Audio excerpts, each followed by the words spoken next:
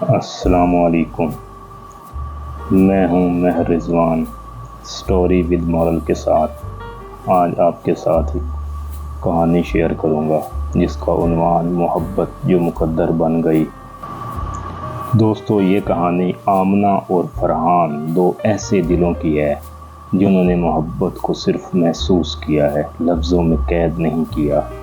یہ کہانی وقت کی آزمائش، وفا، قربانی اور تقدیر سے ہار نہ ماننے والی محبت کی داستان ہے۔ تو آئیے چلتے کہانی کی طرف۔ گاؤں کی پرسکون صبح، ہوا میں ہلکی ہلکی سی خوشبو پھیلی ہوئی تھی، جیسے کہ کسی پھول نے آج دل کھول کر مسکرایا ہو۔ سورج کی نرم کرنیں کھیتوں پر پڑ رہی تھی اور ایک چھوٹے سے گاؤں میں زندگی آہستہ آہستہ جاگ رہی تھی۔ اسی گاؤں میں آمنہ رہتی تھی، ایک شریف باحیا سادہ سی لڑکی تھی، آنکھوں میں خاموشی، چہرہ پرسکون اور دل میں ایک خواب، ایسا خواب جو اس نے کسی سے بانٹا نہیں تھا، بس آنکھوں میں چھپا کر رکھا تھا۔ اور دوسری طرف فرحان، گاؤں کا سب سے ہونہار، محنتی اور خاموش سا نوجوان۔ وہ کھیتوں میں کام کرتا، اپنے والدین کا سہارا تھا اور کتابوں کا دیوانہ تھا۔ اس کا دل بھی کسی کے لیے دھڑکتا تھا اور وہ تھی آمنہ، مگر دونوں کے درمیان کوئی رشتہ نہیں تھا، صرف نظریں ملتی اور دلوں میں ہلچل مچلتی۔ کوئی کچھ نہ کہتا تھا، لیکن دونوں سب کچھ سمجھتے تھے۔ تو دوستوں، آؤ اب چلتے ہیں پہلے اظہار کی طرف۔ ایک دن فرحان نے آمنہ کے لیے ایک خط لکھا۔ خط کے الفاظ کچھ یوں تھے: آمنہ، میں جانتا ہوں کہ ہماری دنیا الگ ہے اور تمہاری الگ۔ تم ایک خواب ہو اور میں ایک خاکی انسان، مگر اگر قسمت نے کبھی اجازت دی تو میں صرف تمہارے لیے اپنی دنیا بساؤں گا۔ مگر یہ خط اس نے کبھی آمنہ کو دیا نہیں، بس روز وہی خط فرحان دیکھتا اور اس الفاظ کو اپنے دل میں دہراتا رہتا تھا۔ ادھر آمنہ کو بھی محسوس ہوتا تھا کہ فرحان کی خاموشی میں کچھ بات ہے، مگر وہ رشتوں کی بندش کی وجہ سے ڈرتی تھی۔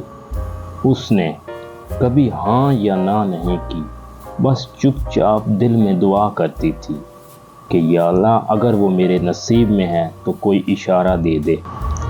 کچھ دن بعد فرحان کو شہر میں نوکری کی پیشکش ملی۔ وہ جانتا تھا کہ یہ موقع اس کی زندگی بدل سکتا ہے اور شاید آمنہ کے قریب بھی لے جا سکتا ہے۔ اس نے جاتے وقت آمنہ کے ایک نظر دیکھی اور خاموشی سے روانہ ہو گیا۔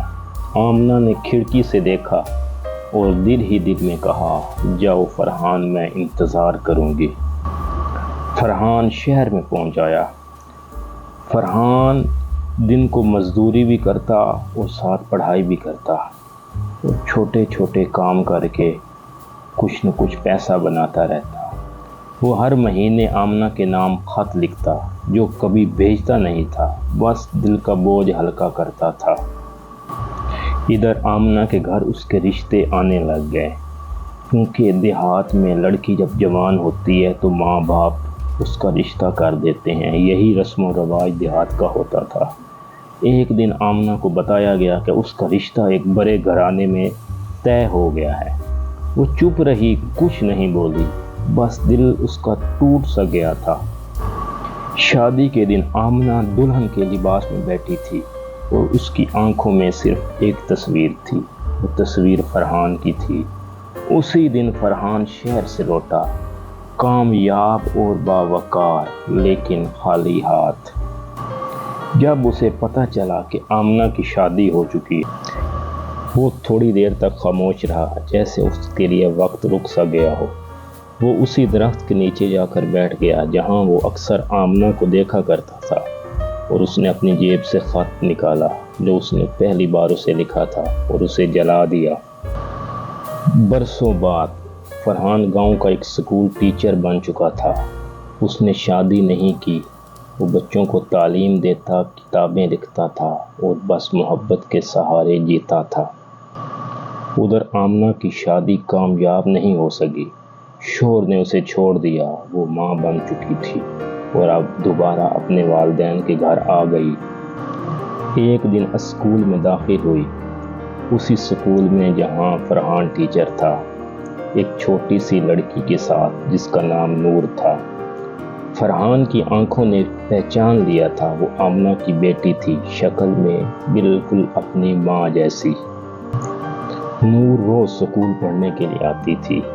پھر ایک دن آمنہ خود اسکول آئی نور کو چھوڑنے کے لیے۔ سالوں بعد وہی آنکھیں، وہی خاموشی۔ فرحان اور آمنہ کی نظریں آپس میں ملیں اور کچھ لمحے سب کچھ ساکت ہو گیا، سب کچھ رک گیا۔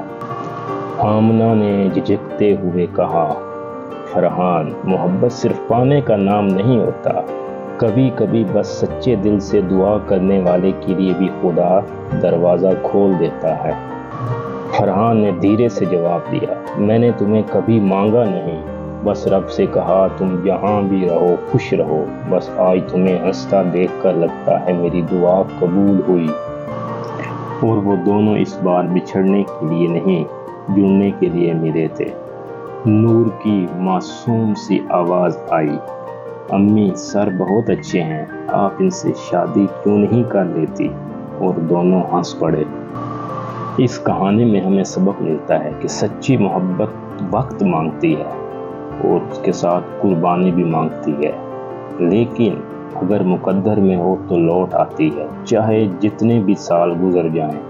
خاموشی کی محبت سب سے سچی ہوتی ہے کیونکہ وہ لفظوں سے نہیں، دل سے بولتی ہے۔